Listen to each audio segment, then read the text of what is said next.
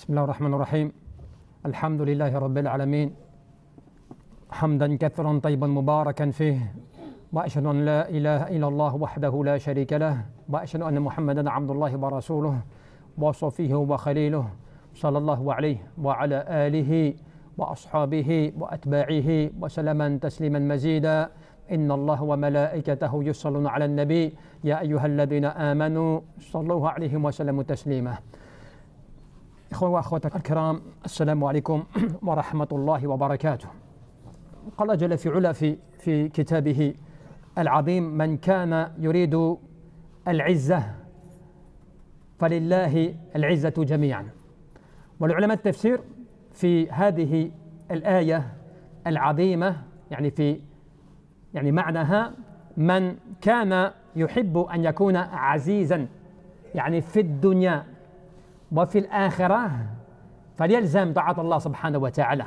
ولماذا؟ فإنه يحصل له مقصوده.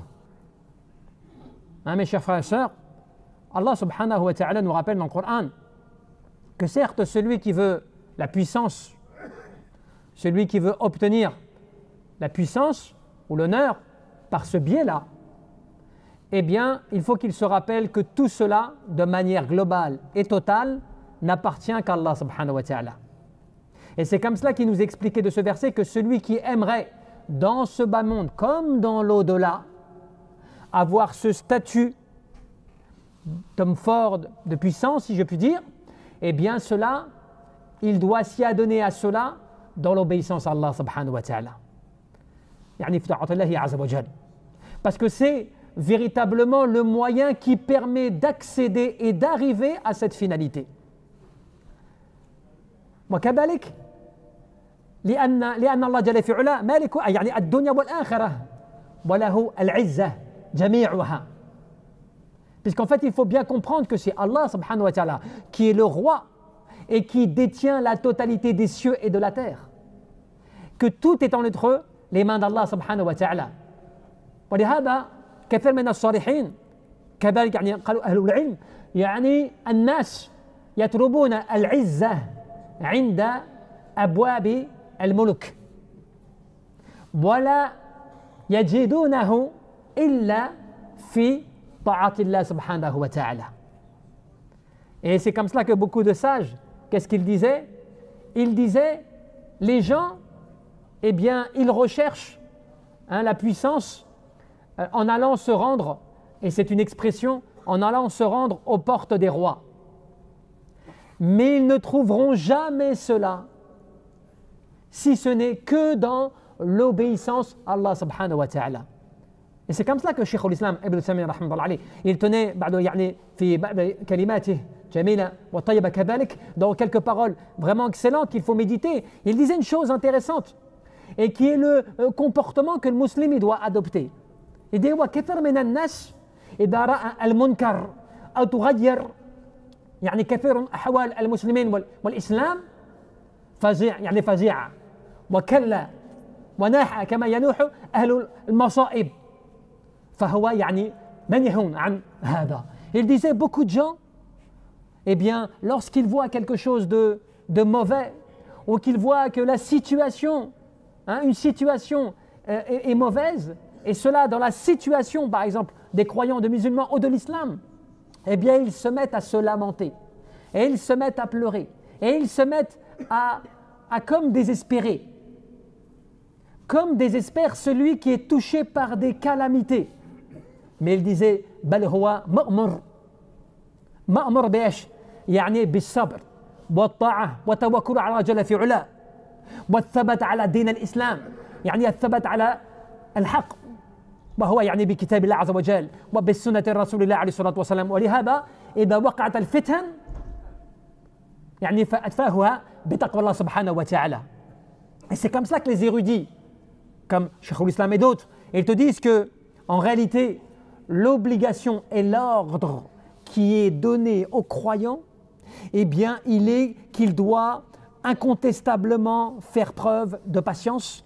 Il doit craindre Allah Azza wa Jal, il doit avoir la remise confiante en Allah subhanahu wa ta'ala, et surtout il doit tenir une position, eh bien, de raffermissement sur sa pratique religieuse, sur sa religion et sur la vérité qui est constituée d'un travail qui est basé sur l'obéissance à Allah Azza wa Jalla et à son prophète, mais sur la base des preuves. Et puis tu verras que dans l'histoire, le problème il est que les gens souvent, ils réagissent par leurs émotions, n'est-ce pas, c'est vrai ou pas? Donc ils sont pris par les émotions, ils sont pris par les choses, c'est naturel. Al-Bashar Insan, il est comme cela, de par sa nature. Il est, tu vois, dans le fait de vouloir faire extérioriser justement en fait, ses émotions.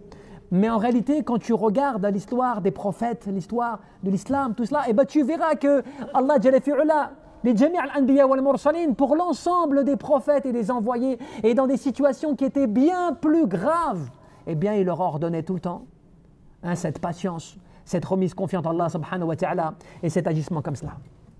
Et c'est comme cela, ibadallah, qu'on te dit que المسلم كذلك doit être أن يؤمن بالله جل في علاه ومع الذين اتقوا والذين هم محسنون لأن العاقبة للمتقين فإن الله جل في علاه قال في كتابه إن الله مع الذين اتقوا والذين هم محسنون ويعني بالإحسان والمحسنين كذلك أن تعبد الله جل في علاه وحده أن تعبد الله كأنك تراه فإن لم تكن تراه فإنه يراك وقال جل في علاه فاصبر patiente.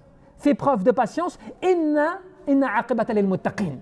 Parce que la bonne fin, elle appartient à ceux qui font preuve de piété. C'est pour cela que celui qui fera preuve de piété, en toutes circonstances, en toute situation, la piété qui veut dire qu'il va revenir à un comportement, à une manière d'être, qui en revient à Allah et à son prophète, celui-ci sera parmi les gagnants. Celui-ci tirera une bonne fin de cela. والعاقبة للمتقين يعني العلماء تفسير كذلك فيهما قولان أحدهما الجنة والثانية كذلك النصر والظفر. Et donc les ulama t'ont interprété, les gens de l'exégèse, ils t'ont expliqué cela en te disant mais que veut dire le sens véritable de la bonne fin appartient à ceux qui font preuve de piété?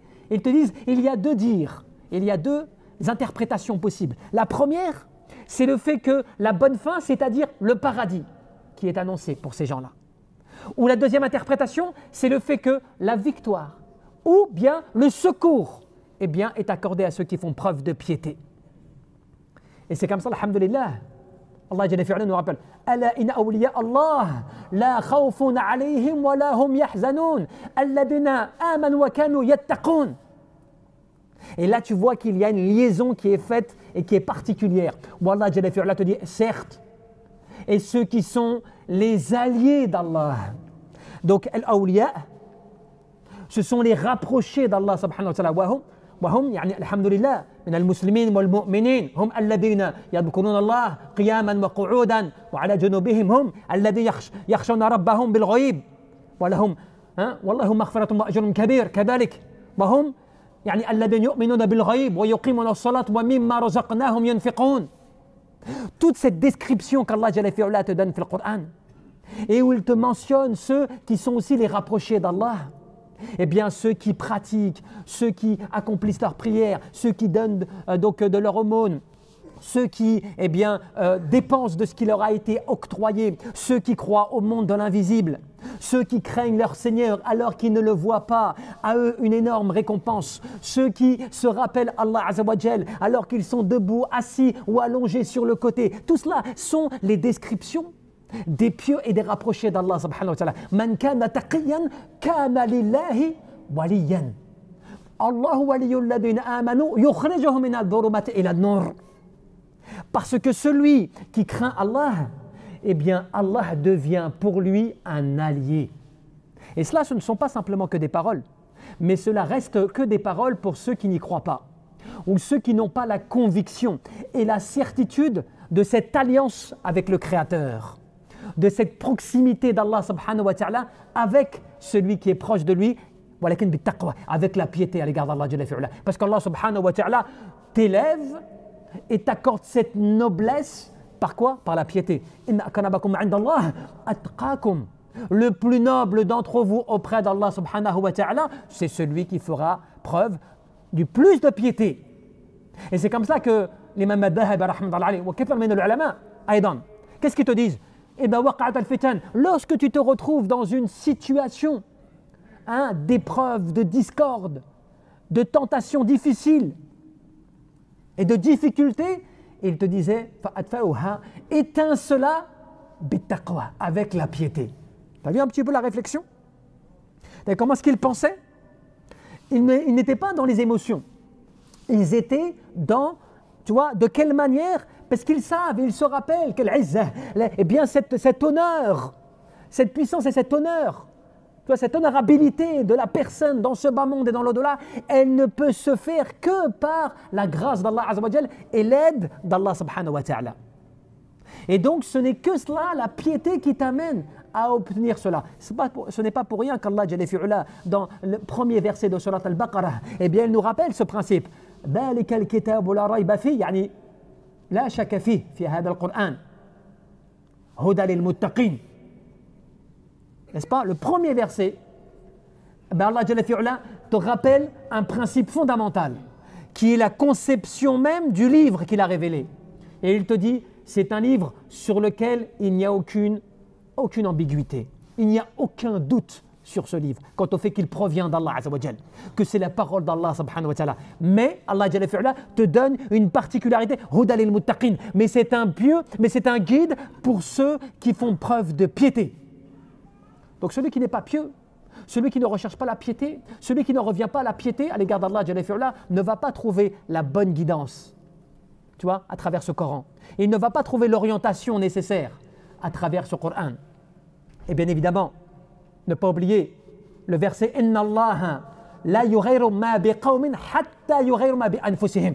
Yani bil ma'na, il faut bien le comprendre cela. Quand Allah Jalla fi'ala nous rappelle par certitude, bita'kid kadalik, il affirme avec une certitude sur laquelle il ne peut y avoir de doute. C'est-à-dire c'est une affirmation que l'on ne peut pas remettre en cause. Allah Jalla fi'ala nous dit, certes, Allah ne change pas l'état d'un peuple avant que celui-ci ne change ce qu'il a en lui-même.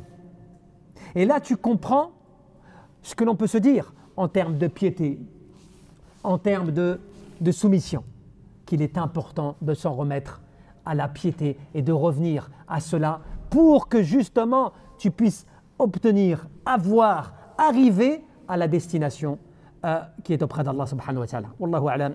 تبارك وتعالى أن يرزقنا الإخلاص في القول والعمل والنية.